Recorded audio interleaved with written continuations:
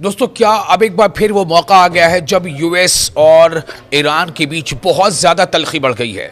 तलखी इतनी ज़्यादा बढ़ गई है कि फिर अब चर्चा होने लगी कि क्या वाकई ईरान और अमेरिका के बीच जंग हो जाएगी। तलखी क्यों बढ़ गई? दरअसल आपको बता दें कि आपको याद होगा कुछ दिनों पहले जेडी वांस जो अमेरिका के डेप्यूटी जो कह वाइस प्रेसिडेंट हैं, तो उनका एक स्टेटमेंट आया था कि जब किसी भी मामले पर किसी देश के प्रमुख से बात करनी होती है तो डोनाल्ड ट्रंप यानी व्हाइट हाउस से कॉल जाती है और वहाँ से दूसरी साइड से फ़ोन उठा लिया जाता है और बात हो जाती है। लेकिन ईरान के साथ ऐसा मामला क्यों है? ईरान के साथ ऐसा क्यों होता है कि डोनाल्ड ट्रंप चाहते हैं या व्हाइट हाउस चाहता है कि बात करें तो वो बात नहीं हो पाती, वो बात ही नहीं करना चाहते, ईरान बात ही नहीं करना चाहता, सीधे तौर पर ईरान के प्रमुख बात नहीं करना चाहते। तो ये अपने आप में काफ़ी जो है थोड़ा सा अलग सा ही उनका स्टेटमेंट था। हालांकि इस स्टेटमेंट के बारे में अभी ये सोशल मीडिया पर बहुत ज़्यादा ही इसकी चर्चा है, इसकी अभी हम तस्दीक नहीं कर सकते, लेकिन ऐसी बातें इसलिए भी सामने आ रही है, इसको बल या इसको ताकत इसलिए मिलती है कि आप देखें कि कल यानी एक दिन पहले ही चीन में ईरान और यूएस के बीच में क्या मुआहदा तय होगा उसको लेकर के चीन में बातचीत शुरू होती है। उसके अगले दिन मस्कत में बातचीत शुरू होती है। तो यानी कि चीन में बात हो सकती है, मस्कत में बात हो सकती है, यूएई कभी कहता है कि हम बात कर लेंगे, टर्की कहता है कि हम बात कर लेंगे। इसका मतलब क्या है कि कहने कहीं जेडी वांस जो कह रहे हैं तो उसमें सच्चाई है। जेडी वांस जो कह रहे हैं कि अमेरिका या डोनाल्ड ट्रंप से लोग बात करना चाहते हैं, जो दूसरे देशों के प्रमुख चाहते हैं कि उनकी बात हो सके डोनाल्ड ट्रंप से और वो अपनी चीज़ें जो है वहाँ उनसे शेयर कर सके। लेकिन डोनाल्ड ट्रंप जब फ़ोन करना चाहते हैं तो ऐसा क्यों है कि ईरान से बात नहीं हो पाती? लेकिन फिलहाल आपको बता दें कि जो अभी मुज़ाकरात का दौर जारी है बातचीत का, और इसमें बस ये है कि किसी वक्त ऐसा लगता है कि काफ़ी बहुत सख्ती आ गई, कभी ऐसा लगता है कि बस अब कोई डील नहीं हो पाएगी, अब सीधे सीधे जंग ही एक रास्ता है।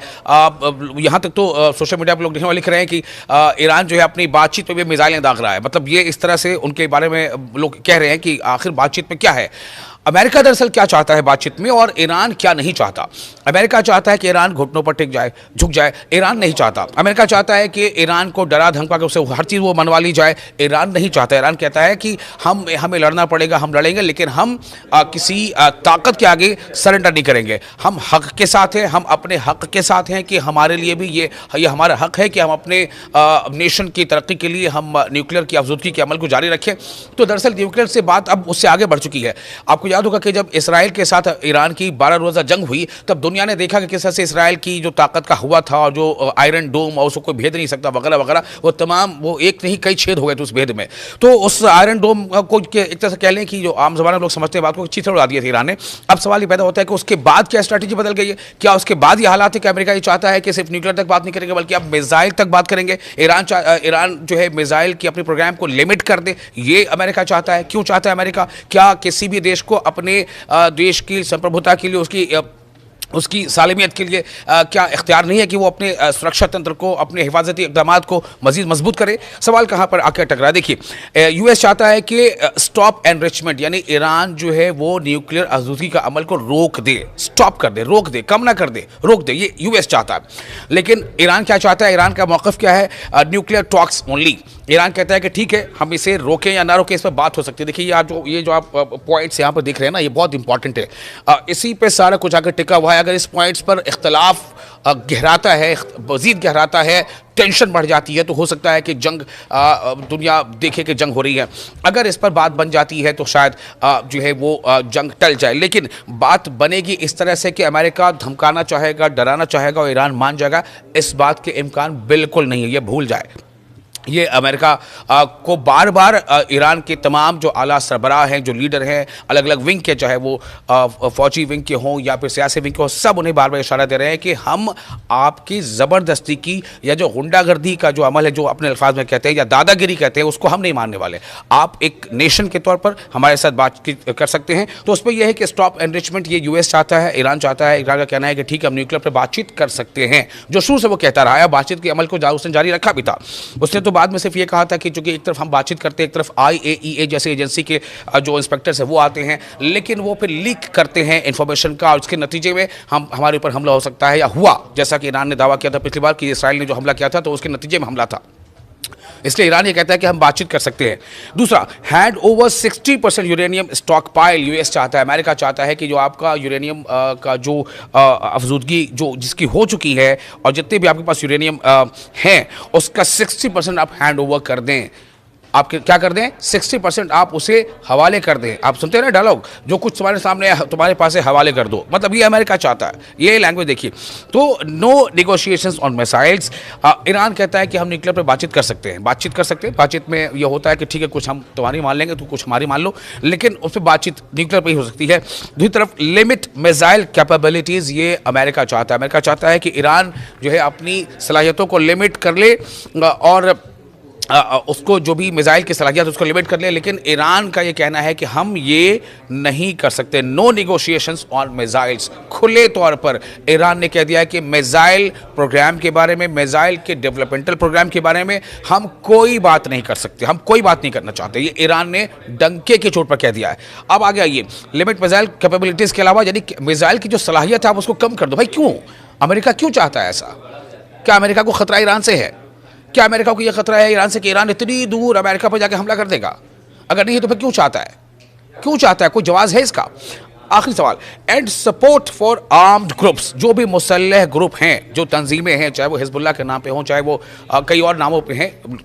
रिपोर्ट्स ये भी आती है कि हमास को भी कहीं ना कहीं ईरान का सपोर्ट होता है। बहरहाल जो भी ऐसी तंजीमें हैं, उनको अमेरिका का कहना है कि ईरान उनको मदद करना बंद करे, सपोर्ट करना बंद करे। ईरान का क्या स्टैंड है, आपके ज़हन में सवाल होगा, जवाब सुनिए।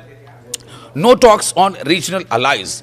हम अपने इलाकाई शराकतदार, यानी जो हमारे साझीदार हैं, शराकतदार हैं, हमारे अलाइज हैं, या यूँ कह लें कि हमारे दोस्त हैं, हम उन पर कोई कॉम्प्रोमाइज़ नहीं कर सकते। तो ये वो तमाम पॉइंट्स हैं जिसको लेकर के जो है ये बातें अभी हो रही हैं। अब आप सोचें कि बात कहाँ हो रही है, ईरान में बात हो रही है। बात कहाँ हो रही है, ईरान के साथ, यूएस के जो नुमाइंदे उनके साथ चीन में बात हो रही है।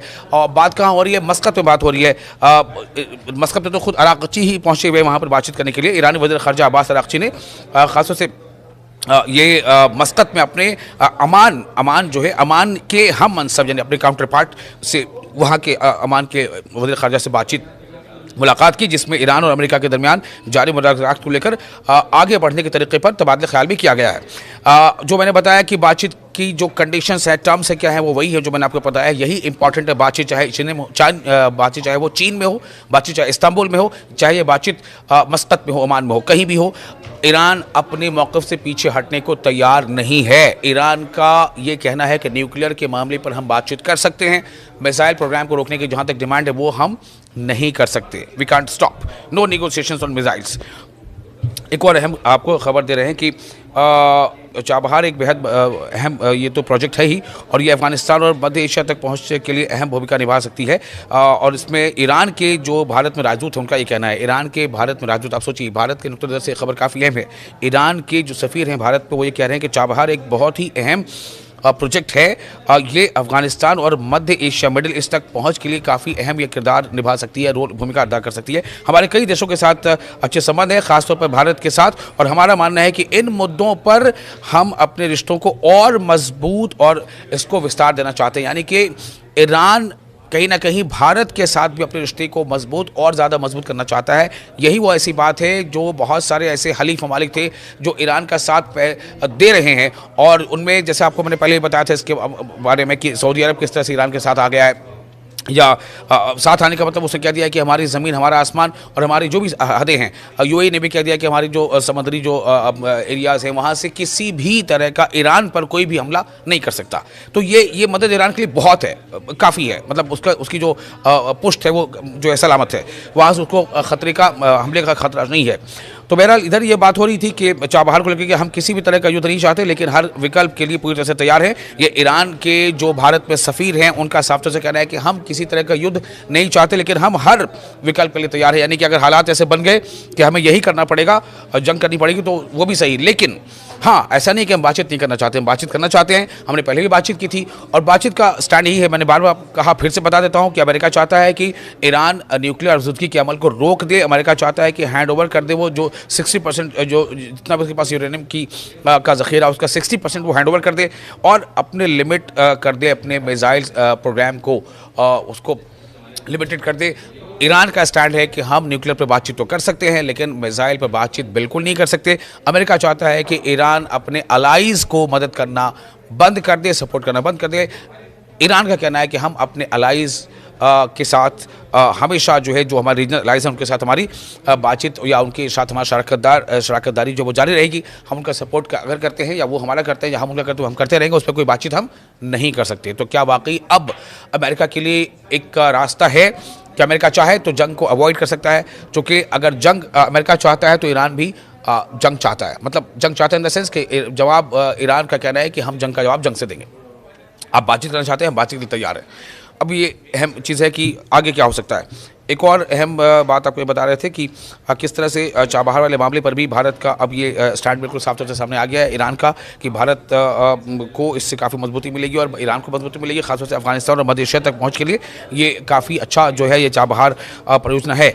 और इस पर भी आप कहने के ईरान जो है सॉफ्ट रखता है कि वो इस मामले पर भारत का साथ दे रहा है। तो देखते हैं क्या कुछ तय होता है। इस बीच तो बयानबाजी बहुत हो रही है, बयानों के मिसाइल दागे जा रहे हैं, लेकिन हकीकत जो है वो मैंने आपके सामने रख दी है। आपको ये वीडियो कैसा लगा, आप हमें कमेंट बॉक्स में अपनी राय शेयर कर सकते हैं।